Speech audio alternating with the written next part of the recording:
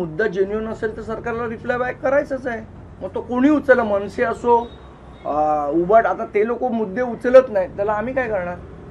सामनामध्ये अभिषेक आलाय, हिंदीचे मास्टर फडणवीस सामनामध्ये.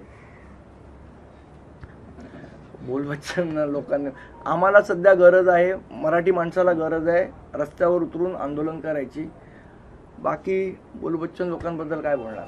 संदीपजी, एक प्रश्न विचारावासा वाटतो, म्हणजे आता हिंदी भाषेचा मुद्दा मनसेनं एकदम आक्रमकपणे लावून धरलेला आहे.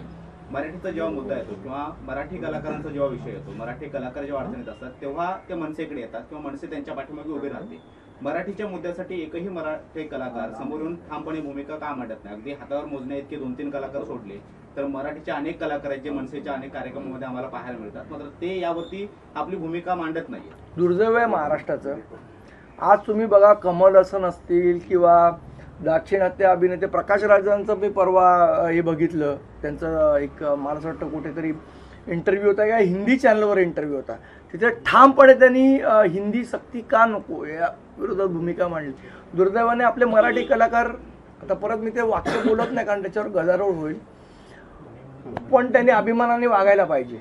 काल तुम्ही जो शब्द वापरला होता शंड, तर त्याच्या अनुषंगाने तुमच्यावरती हक्कभंग आणण्याच्या तयारीत आमदार लोक आहेत, तुमची प्रतिक्रिया. मला वाटतं काय त्याच्यावर जे बोलायचं ते मी बोललोय, आता मला परत बोलायची गरज नाही. शरद कोळेंनी तुमच्याबद्दल विधान केलेले आहे की तुम्ही भाजप पुरस्कृत आहात वगैरे वगैरे, तुमच्यावर टीका केली. ठाकरेंचे अनेक नेते तुमच्या ज्या काही प्रतिक्रिया मागच्या दिवसापासून येत आहेत किंवा युतीबद्दल तुम्हाला प्रश्न विचारल्यानंतर तुमचं जे काही उत्तर असतं ठाकरेंबद्दलचं किंवा त्यावरती तुम्ही जे भाष्य करताय, तुम्ही या सगळ्यामध्ये मिठाचा खडा ठरताय असं तुम्हाला संबोधलं जात आहे सध्या तरी. नाही, कसं आहे, एक लक्षात ठेवा, पक्षाची भूमिका मांडत असताना तुम्हाला लोक तुमच्या, आता टीका करणारे कोण आहेत, आता मी जेव्हा यूट्यूबवर वगैरे सगळ्या गोष्टी येतात तेव्हा खाली खूप असतात, हा भाजपचा दलाल आहे, हा भाजपचा हे आहे. ज्यांच्याबरोबर 19 वर्ष मी राहिलो त्या राजसाहेबांच्या मनात माझ्याबद्दल काय आहे मला माहिती आहे, त्यामुळे असल्या भुंकणाऱ्या कुत्र्यांबद्दल मी विचार करायची मला गरज नाही. आणि कोळीसारखे लोक